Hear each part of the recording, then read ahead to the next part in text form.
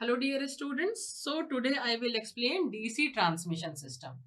तो last lecture में हम लोगों ने क्या देखा था? AC ट्रांसमिशन सिस्टम देखा।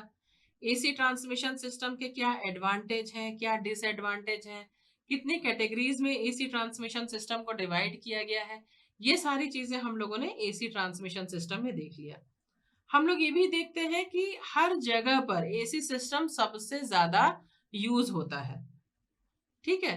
पर कुछ ऑपरेशंस ऐसे हैं, जैसे कि अगर हमें डीसी मोटर को रन करना है, बैटरीज को ऑपरेट करना है या चार्जिंग कंडीशंस अप्लाई करना है, तो उन सब जगहों पर हमें डीसी सप्लाई की सबसे ज्यादा जरूरत पड़ती है। So the DC supply can be obtained by using the rectifiers or by using the DC generators at the substations.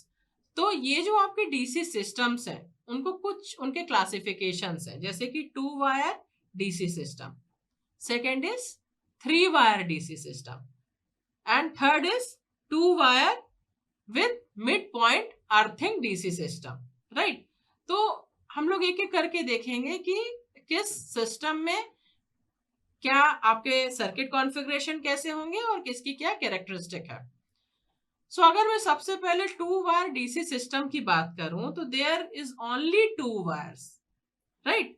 एक आपका क्या होगा, पॉजिटिव होगा, एक क्या होगा आपका नेगेटिव वायर होगा, जैसे कि आप यहाँ पर डायग्राम में देख भी रहे हैं। इसके साथ साथ आपका जो एक लाइन है आपकी, वो क्या है, अर्थड भी है यहाँ पे, ठीक है।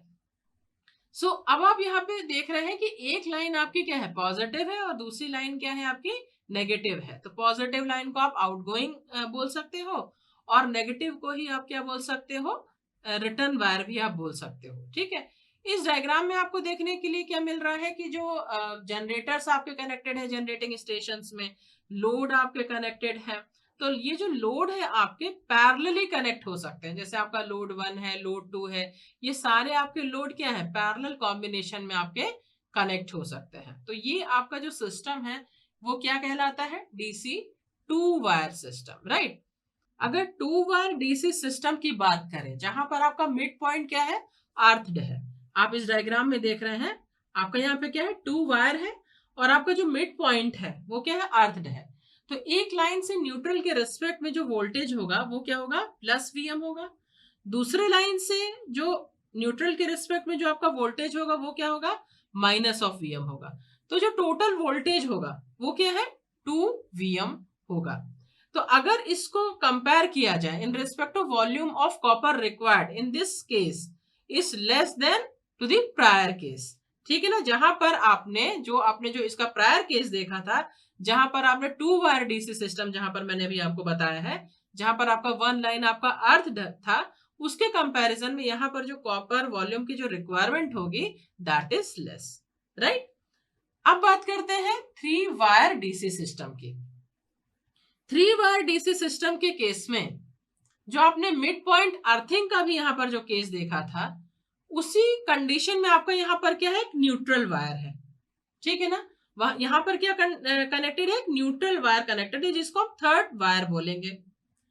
दूसरी चीज, अगर आपके पास में लोड की रिक्वायरमेंट कम है, तो आप जो आपका लोड होगा वो फेज और न्यूट्रल के रिस्पेक्ट में आप उसको कनेक्ट कर देंगे।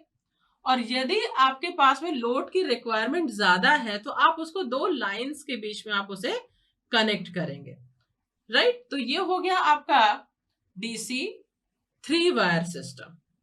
अब आपके पास में इस डीसी सिस्टम के कुछ एडवांटेज भी हैं और कुछ डिसएडवांटेजेस भी हैं। अगर मैं एडवांटेजेस की बात करूं तो आपको मालूम है कि जो डीसी सप्लाई है उसकी फ्रीक्वेंसी क्या होती है, 0। So there is no inductance और capacitance associated with the line. So जो आपका पावर लॉसेस होगा या फिर वोल्टेज ड्रॉप्स होंगे वो बहुत ही कम होगा as compare to AC system, पहली चीज। दूसरी चीज क्या हो जाएगी, due to reduced voltage drop the voltage regulation will be better. आपको पता है वोल्टेज रेगुलेशन क्या होगा, आपका जितना भी ड्रॉप होगा जितना कम होगा आपका वोल्टेज रेगुलेशन क्या होगा, उतना ही अच्छा होगा।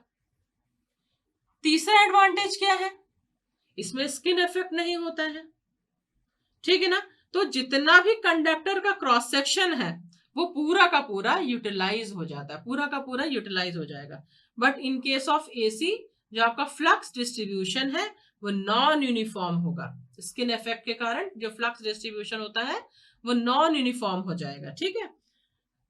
और फोर्थ आपका अगर मैं एडवांटेज की बात करूं तो ये है कि for the same voltage level voltage stress on the insulation is less, ठीक है। Hence the insulation required in case of DC is less compare to the AC system, right.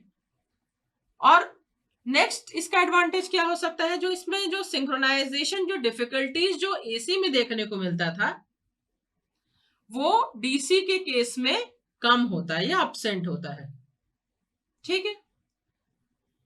इसके अलावा इसका क्या एडवांटेज हो सकता है कि DC line has reduced interferences with radio and communication systems, right. इसके अलावा in a 3-phase AC system 3 lines are necessary, हमें पता है 3 लाइनों की हमें जरूरत पड़ेगी। But in case of DC only 2 wires are sufficient, so the requirement of copper is less, so the cost will also less in case of DC system. But there are some disadvantages also. Disadvantage क्या हो सकते हैं?